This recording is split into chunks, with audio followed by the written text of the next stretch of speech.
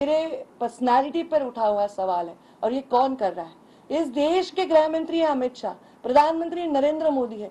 मेरा जैसा सूक्ष्म पार्टी का जीव अगर ऐसी कोई मुलाकात करता है या किसी को मिलता है तो क्या उनको पता नहीं होगा? क्या मेरे फोन में मैं किससे बात करती हूँ क्या उनको पता नहीं होगा?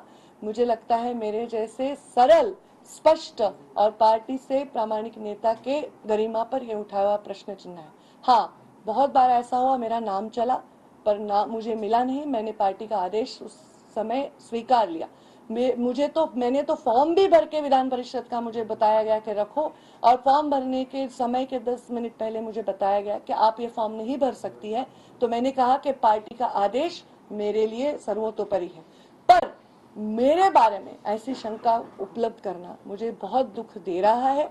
ये पार्टी में मैं पली बड़ी हूँ, हजारों बार हजारों कार्यक्रमों में मैंने अपनी भूमिका व्यक्त की। मैं बार बार इस बारे में बात नहीं करना चाहती।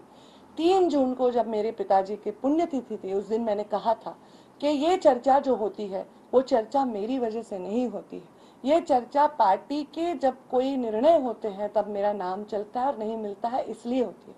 इसका जवाब मैं नहीं दे सकती, इसका जवाब पार्टी दे सकती है।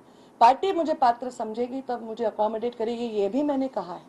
बार बार इस बारे में मैं भाष्य नहीं करना चाहती हूँ।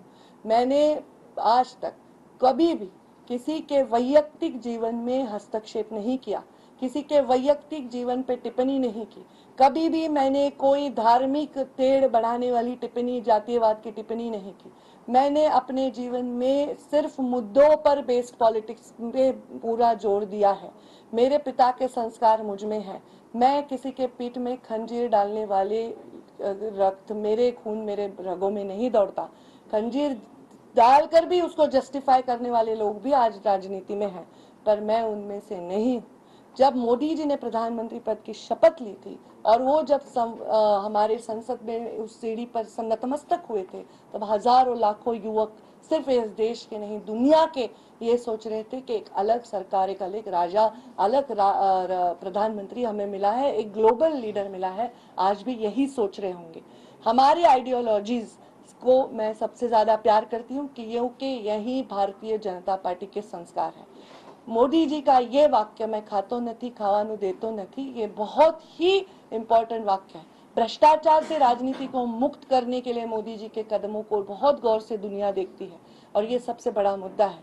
हम राजनीति में और हमारे माध्यमों के इतने कंपटीशन में मुख्य मुद्दों से हमेशा परे चले जाते हैं। कोई एक व्यक्ति बहुत बड़ा स्टार, उसका बच्चा पकड़ा जाता है तो हम कहते हैं उसके पास ड्रग मिला। अरे पर ड्रग मिला ये फेलियर सिस्टम का है। आज हमारे बच्चे ड्रग एडिक्ट हो रहे हैं, ये फेलियर सिस्टम का है। कभी कोई अत्याचार महिला पे होता है तो उस महिला की जाति, अत्याचार करने वाले की जाति पर चर्चा होती, पर अत्याचार होना ये फेलियर भी सिस्टम का है।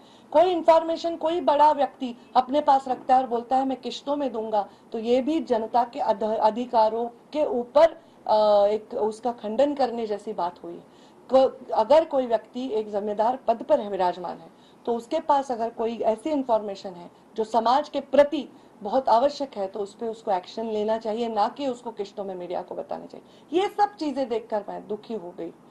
आज मैं रोज न्यूज देखती हूँ, बाला साहब ठाकरे की शिवसेना नहीं रही, शरद पवार की राष्ट्रवादी नहीं रही। मैं सोचती हूँ कल लोगों को ये कहने पर मजबूर ना करना, ये हमारा काम है कि पंडित दीनदयाल जी उपाध्याय और अटल जी की भाजपा नहीं रही, ये हमारा कर्तव्य है। मैं उस भाजपा की सदस्य थी, उस भाजपा की सदस्य हूँ और उस संस्कारों में पली बड़ी हूँ। मेरे साथ जो हुआ वो बहुत ही मुझे दुख देता है, वेदना देता है। जब भी मुझे कुछ करना है मैं डंके के चोट पर करती हूँ। लाखों लोग मेरे से जुड़े हुए हैं, हजारों लोग मुझ पर आज देख रहे हैं इसको।